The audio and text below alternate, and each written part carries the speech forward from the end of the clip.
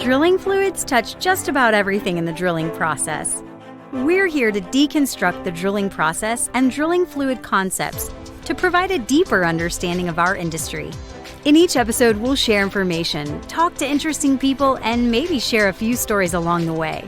Welcome to the Flowline, a production of AES Drilling Fluids, brought to you by Matt Offenbacher and Justin Gauthier.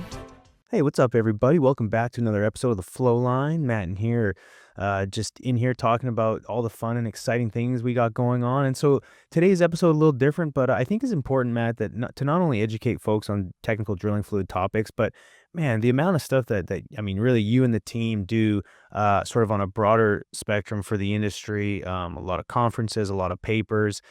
We've got some pretty fun and important coming up. And so I'd love for you to kind of share with the audience what we're doing in Midland here shortly, and then talk some about the papers that we're presenting. Yes, well, the AADE National Technical Conference and Exhibition happens every 2 years. The Fluids Conference is kind of the in-between years. Yep. And it's coming up in the middle of April. You can read more about it on the AADE website, aad.org. There's a technical conference. It'll have the information on everything. But Right. We're really excited. I mean, one, I've served on the committee, so I get to review the papers. Yeah. And I will say for conferences, sometimes there's just waves where you don't get too excited about papers. You're like, man, I just, I was hoping that there would be something a little more substantial or whatever. And it just seems to come in waves. Well, this is a really good wave in that. And a lot of that, too, I think has to do with the price of oil and kind of the mood everybody's in. But there are just some really good papers. Like there's papers I'm really excited to read. And so we were really, we hope we can call ourselves among one of those that people would be excited to read. Yeah. But we've got a few papers we're going to present. There's going to be some other ones from friends, colleagues, competitors, what have you, that I think will be pretty good. And it's going to be out in Midland again this year, as it was 2 years ago, which is just a cool place to do it because, the heart of the Permian Basin is sort of the heart of the American oil field. Right. And so, yeah, I think there's a lot to be excited about there. Good. Are you able to share the papers that we're writing, or do we have to wait until the conference? No, we can share the papers. I mean, I can't send the papers, but I could tell you about what just we're the gonna topics. Talk about. Yeah, absolutely. Yeah. Okay. Yeah, I'd love to hear it.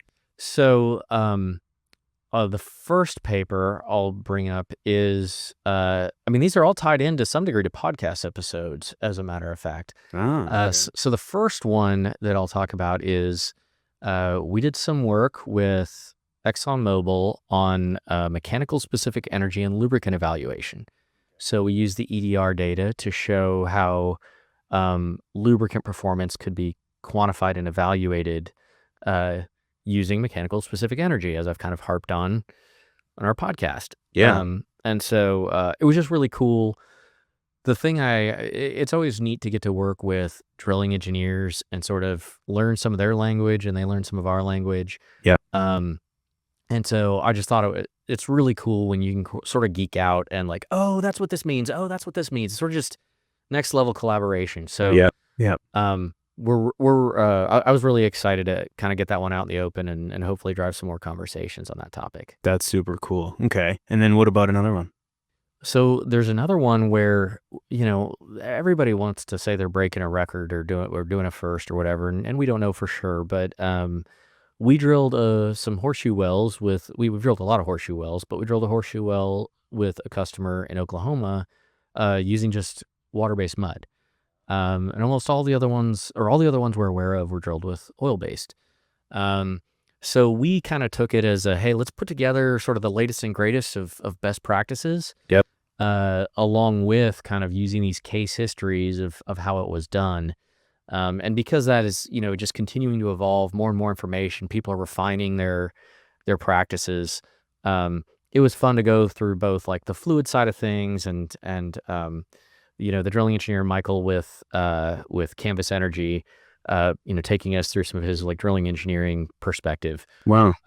So we're really excited to kind of see the conversation with that. And at least as of now, John Hike is our session chair, who's kind of the guy known. He's got his website and consultancy to help people drill these. So he gave us some feedback and I think made the paper even better. So Wow, yeah, so we're that's really really excited neat. about that. Okay, cool. No, that's gonna be nice. I mean, both of those, like you're talking about, are so important, especially, I go back to like lubricant evaluation is, the subjective feedback you get is oftentimes how decisions are made. So it's nice to see, there's some science applied to qualifying the results. And then of course on the horseshoe well, here's some hype. And like you said, like, a lot of people, break records or do things for the first time, but to sort of like sort of share the collaboration piece and dive a little deeper, and really, selflessly help the industry figure out, what's the best practices for stuff like that, I think is cool.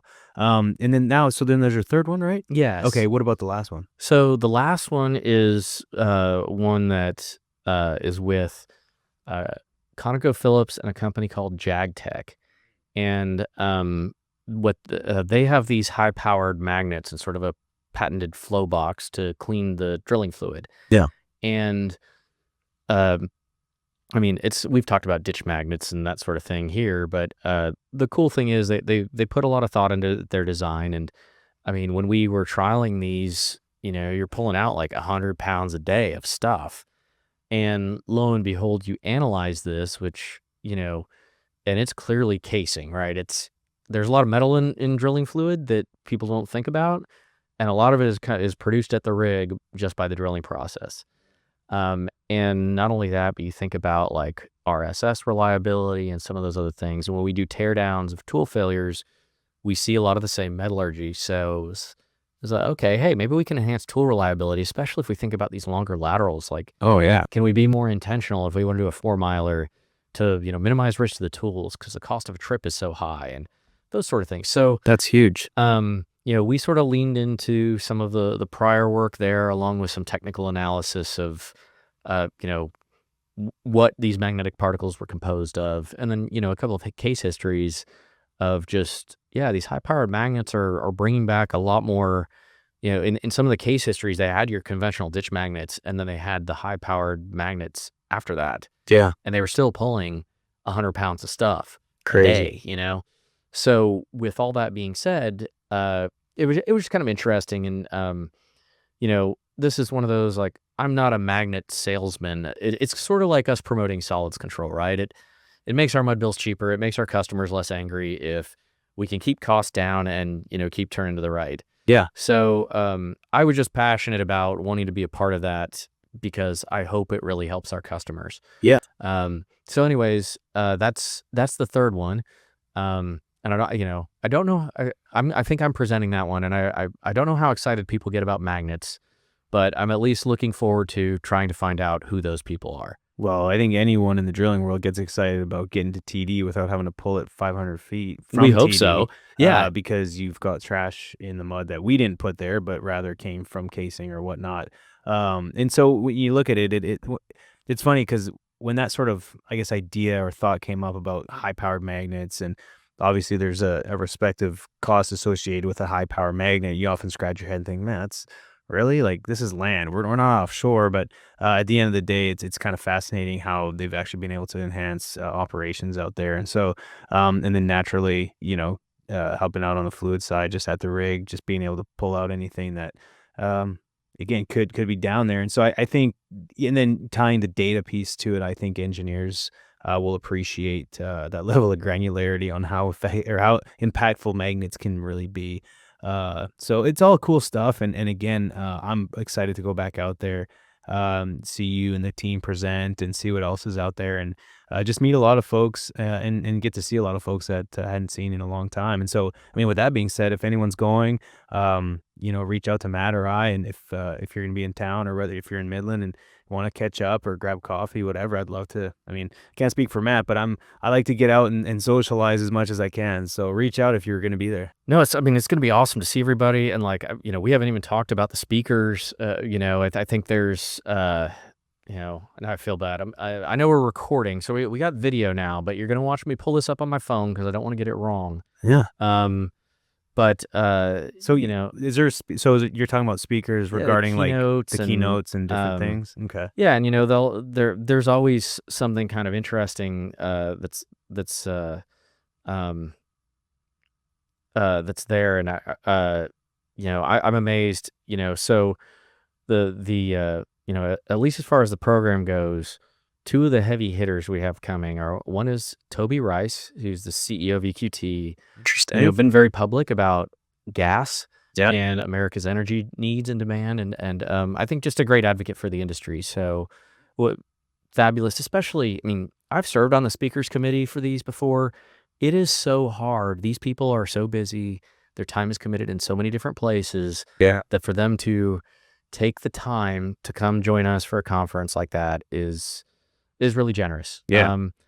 And Oleg Tomlichev, who he's president of Vidnova Energy Consultants, but he was also drilling some of the first super laterals up in the Northeast, those really, really long horizontals. Yeah. With Eclipse. Anyways, you've got and those are just two.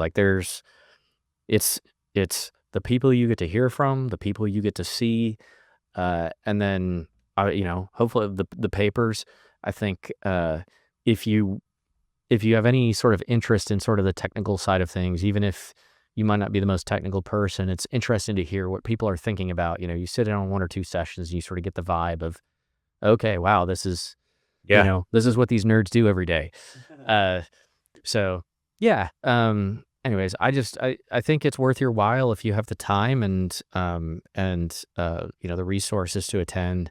And sometimes it's pays for itself by just the people you meet. 100%. But also hopefully you'll enrich the old noggin too. Awesome.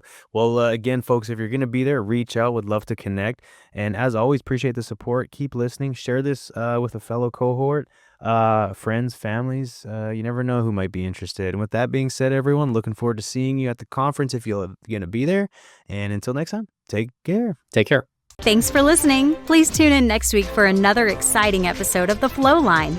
And remember, may your returns always be full and your trips always smooth. Views expressed in this program belong to participants and not their employees. The program is for informational purposes only and cannot take the place of seeking professional advice. Copyright AES Drilling Fluids.